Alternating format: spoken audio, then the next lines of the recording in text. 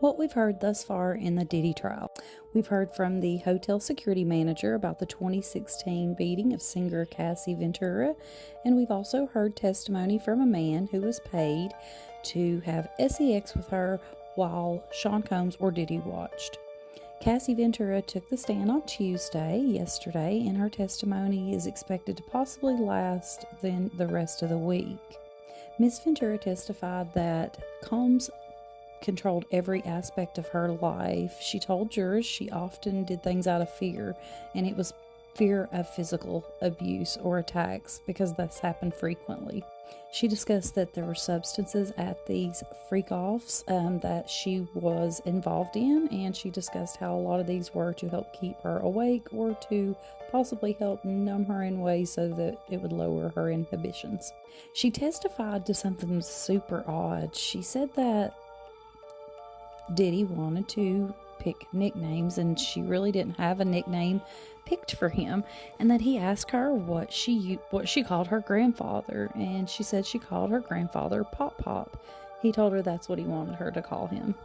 She did begin to discuss the baby oil, y'all. She did start discussing how there was a baby pool full of oil, and that baby oil had to be applied every 5 minutes during these events that Sean Combs would again, direct is the way that Miss Ventura described it. She discussed the longest of these events occurring for 4 days straight. During her testimony, she also describes an incident where she says that Combs was involved in one of these events, freak-offs, in Los Angeles when he learned that his rival Suge Knight was somewhere nearby. Miss Ventura claims that Mr. Combs and an employee of his, dressed in dark clothing with pew-pews, left in an SUV.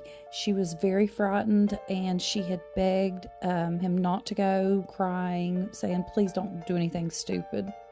When discussing how much she was controlled, she details the ways that she was controlled with her appearance, from what she wore to how she styled her hair, her nails. She also stated that she spent her time prepping for freak-offs, and then after that had to spend time recovering from them as well.